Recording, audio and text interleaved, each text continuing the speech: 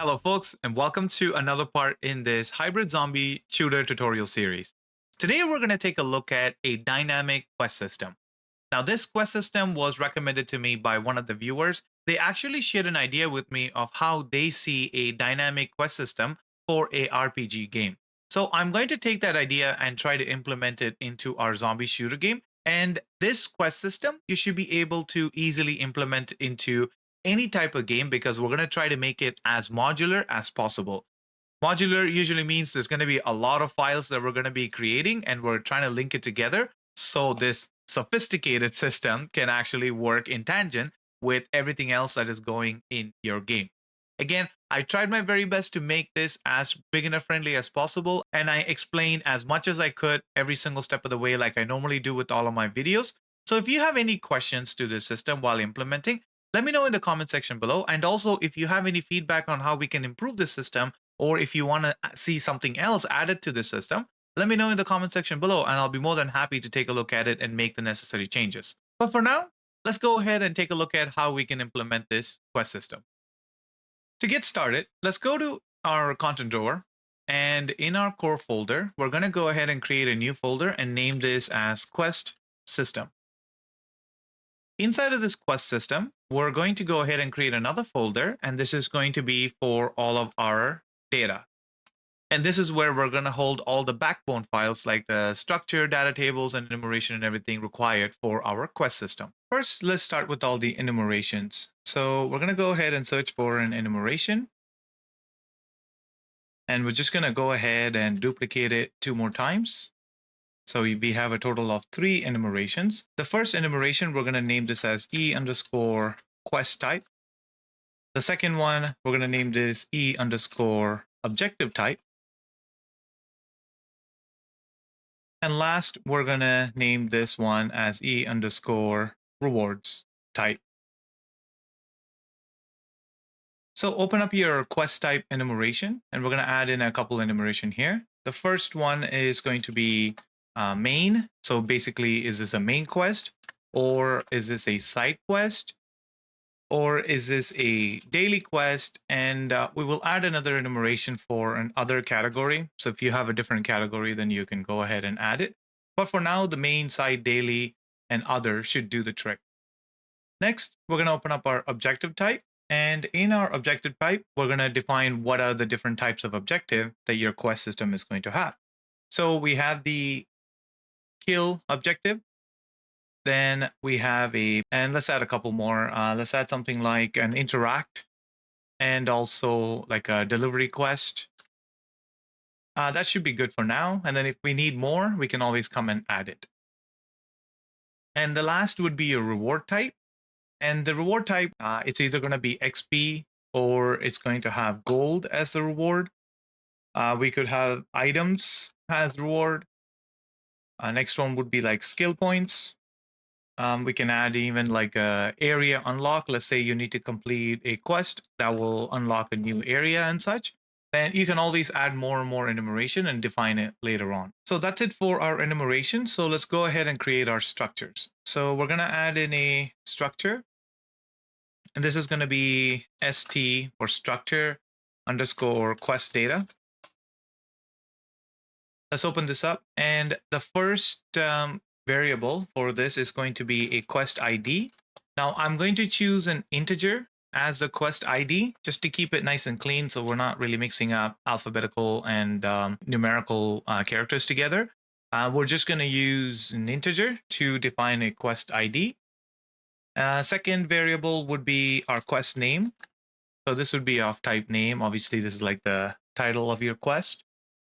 Next up you have is your quest description. And this would be of type name as well. Actually, we'll change both of these to text. It'll be better to have text for both of them. And followed by our quest type. And this is going to be our enumeration quest type. And next we're going to have is our quest giver. And let's make this of type integer. So this is going to be an integer that's going to be on an NPC. If the NPC has an integer, then we're going to record that saying that this is the NPC that gave us the quest. If you don't want this to be an NPC giving it a quest, then you can just leave the integer at 0, and then we will just consider that as like an auto quest or auto triggered or whatever. Next would be our next quest ID. So if you have sequences of quests that you want the player to complete, like, step 1, step 2, step 3, then you would define your next quest ID here. But if you don't have one for as your next quest ID, then we can just leave this as blank. Next is going to be our objectives. Now, objectives for this quest is going to be another structured data. So we're going to go to our content drawer, and in our content drawer, we're going to go ahead and create a structure. And this is going to be st underscore objectives. And we're going to come back and define these objectives momentarily, but let's finish this structured data for our quest data first. So this st objectives is going to be our objective. So we're going to go ahead and search for that here. We have our structured objectives, and we're going to make this an array. Sometimes you might want more than one objective in a quest, so you would define that here. So we're just going to leave this as an array. And the next one is going to be your rewards. And this one has to be another structure as well, because we need to define what does the reward contain and stuff like that. So we're going to create another structure. And this is going to be st underscore rewards. Again, we'll come back to defining this, but for now, we're just going to change this to st underscore rewards. And we're going to leave this as an array because maybe some quests can reward the player more than one item. So we're going to leave this as an array here. Next, we're going to have area restriction. Again, this is an optional item, but I'm going to throw it in there just in case somebody was looking for this. So this area restriction is going to be of a type name. Now, this one is very specific. So if you want the quest to be in a specific area in your map, then you would define the name of that area. We're going to put in triggers to check to make sure that the player is within that area for this quest to be active sort of situation. But as soon as the player leaves this area, then the quest would considered to be like, failed or such. So next one is going to be time limit. And this is going to be of type float. And this variable we will use for time specific objectives. If you want the player to complete something within a certain amount of time, then we're going to use this time limit to track all of that information. And the next variable is going to be complete on return. And this is going to be a Boolean. So this one is going to specify if you want the player to go back to the NPC or the quest giver to complete the quest, or they can just automatically complete the quest. Next one is going to be a repeatable, and that's going to be Boolean. This is going to define if this specific quest can be repeated as many times as the player wishes. And also we're going to add in a repeatable count. This is going to be of type integer, and this is to kind of keep track of how many times did the player complete this specific quest, right? And then next is going to be an event dependency, and this is going to be of type name. So this event dependency is basically to activate the quest based on a specific event. I'm adding this event dependency as an option for like if you want the quest to activate based on a specific event that happening in your storyline or such, then you can always define a name. And as soon as that event kind of triggers, then the quest will activate as well. That's what we're going to look at doing. And then we're going to look at area to unlock on completion. This is going to be of type name as well. So again, some of these are very, very optional, just like this area to unlock on completion. You can leave it blank if the quest is not something that will unlock an area. But if it is, then you would just specify the name of the area which you want to unlock based on the completion of this quest. So that's it for the quest data itself. Again, feel free to add and expand all the different criteria that you want to have in your quest. But for now, I think this is good information to start with. Next, let's go ahead and define our objectives. So the first variable of our objective is going to be our objective ID. And this is going to be of type integer. Again, we're going to just stick with integer instead of going with an alphanumeric. Next, we're going to take a look at the objective type. And this is going to be our enumeration of objective type. So that'll be E objective type. Our next one is going to be objective description, and this is going to be of type text. Next one is going to be our target actor class. And this is going to be of type actor and it's going to be of class reference because we really don't know who is going to be our target actor. This could be for an interact quest, a target actor could be an NPC, but for a kill quest, the target actor could be your zombies or your enemies or such. So we will define this actor at the time when the objective is being defined. So that's why we're going to leave this as a class reference. So when we build our data table based on the objective type, you would define if this is a zombie or if this is an NPC. Next is going to be our target actor name. And this is going to be of type name. If it is an NPC and the NPC has a specific name, you can specify here. Next is going to be our target item. For the target item, we're going to create a structure to define what the item is. So let me go ahead and put this tab here and then create a new structure. And this is going to be st underscore item data. So in our objectives, we're going to go ahead and set this to st underscore item data. And the next one is going to be the quantity required.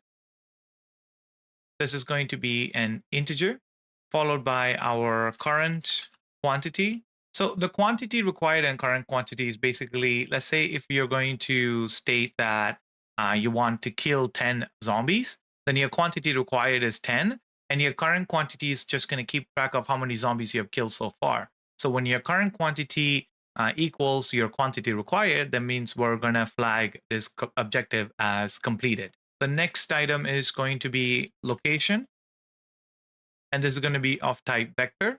This one's self-explanatory. Location is basically if you have a go-to location objective, then you would just specify where you want the player to go. And as soon as the player arrives at this specific vector, then you're going to go ahead and say that this objective is complete, move on to the next objective, and so on. Next, we got the radius, and this radius is going to be a float.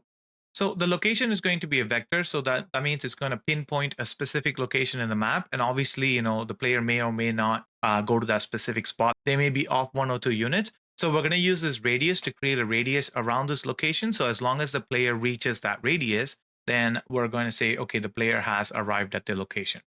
Right. Next, we're going to go ahead and define our st rewards. Our first variable is going to be the reward type. And this is going to be our e underscore reward type. Next, we're going to have the item ID. And this is going to be an integer. And next is going to be the amount. And this would be an integer as well. So the reward type is going to be the enumeration that we set up. It could be XP, it could be an item, it could be a skill point. And then if that is an item, then we would want to specify what's the actual item ID. But if this doesn't apply, if this is not an item, if they're just getting XP, then we're just going to specify how much XP they're going to get or how much skill points they're going to get. And that's it for the reward structure. And the last one that we're going to define is the item data. So the item data is going to have an item ID, and this is going to be an of type integer. And we're going to have a name for this item. So it's going to be an item name. So we're going to specify this as name. And the next one is item description. And this would be of type text. Let's make the item name a text as well, just to keep it consistent with the rest of our structures. And the item icon, we're going to use a texture 2D to show the item. Now, this is optional. If you don't have an icon for your item, that's perfectly fine. But if you do, then you can always use this. Now let's go ahead and save all to make sure that every table and the enumeration is saved. So now the next thing that we're going to do is to create the data table. So let's create a new folder. We're going to name this as quest underscore tables.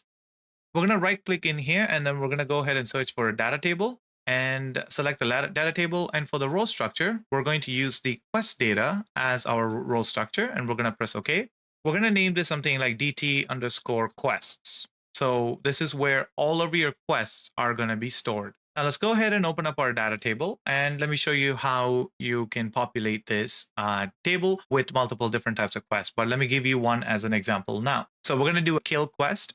So we're going to go ahead and click add, and then you will see that it has all of these information for you to populate for this kill quest. So for the quest ID, I'm going to set this to 10001 for now. And then the next quest would be, 10002 and so on and so forth. And our quest name is going to be Zombie Hunt. And the description is going to be clear the area of zombies. And this is going to be of type side quest.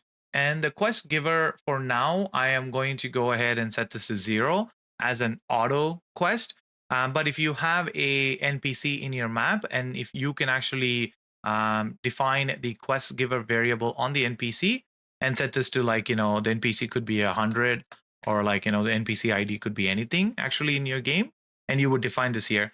I want this to be an auto start. So I'm going to go ahead and set this to 0. And the next quest ID, I'm going to go ahead and set this to 0 as well, to say that once the zombie has been cleared off of this area, there's no more follow-up quest. It's going to be considered that the quest is going to be completed. And for the objectives, you're going to go ahead and define the objectives. Click on this plus to create a new array, and this array has 10 members that you need to define. First is the objective ID. So for the objective ID, I'm going to set this to something simple like 1, and the objective type is kill. It's very important that you match your objective type to your quest name and the description, because you don't want to say description as go to the area, but then the objective is kill. That wouldn't make any sense. You would actually choose go to location. So you need to be very careful as to what information that you're selecting, and make sure that all of your quest information is consistent. And the objective description is going to be kill 5 zombies. And the target actor class is going to be our BP zombies. So BP zombies base, that's going to be our target actor class. And the target actor name, I'm going to set this to none. However, if you have like a boss zombie and then the zombie, you could actually define a name for the boss zombie. And you can actually name it here a boss zombie or something like that. We just have a generic zombie, so I'm just going to go ahead and leave this at none. And the next is our target item. Because we're not doing the pickup item, so we're just going to leave this target item as empty. So the quantity required is going to be 5, because we specified here that we need to kill 5 zombies, and our current quantity is going to be at 0, obviously. And the location, it doesn't matter for the kill quest, and also the radius doesn't matter for the kill quest, right? So we're going to go ahead and move on to our rewards. For our rewards, we're going to go ahead and click on plus, so we can now define the type of rewards. So the reward type is going to be XP, right? We will play for XP now. Item ID, I'm going to leave this at 0, because this is not an item that they're going to get as reward. You would only specify the item ID if items is going to be the reward. So because it's XP, I'm going to leave the item ID as empty, and then I'm going to provide the player with 20 XP. I know it's not much, but it is what it is. You know what? Let's make it 100. Why not? Let's splurge a little, right? And the next one is area restriction. We're not going to have any area restriction. The player can kill the zombies anywhere. There's no time limit. They can take as long as they want to complete. On return, I'm going to set this to false, because we actually previously set up our quest giver as 0. That means nobody's giving us a quest, so we don't have to go and return the quest to anybody. And I'm going to say that this is a repeatable quest, so they can do it as many times as they want. And there's not going to be event dependency, or there's not going to be any area unlocked based on completion. And the last thing that you want to do here is in your row name. Right now, it is set to just new row name. You want to double click on this, and you want to set this to exactly as your quest ID, because the row name is what we're going to be using to go through your data tables to find different quests and such. So if your quest ID and your row name is exactly the same, then your function is going to work properly. So this is the one quest that we just created. And in your game, you would just go ahead and populate this as many as you want, as many type as you want.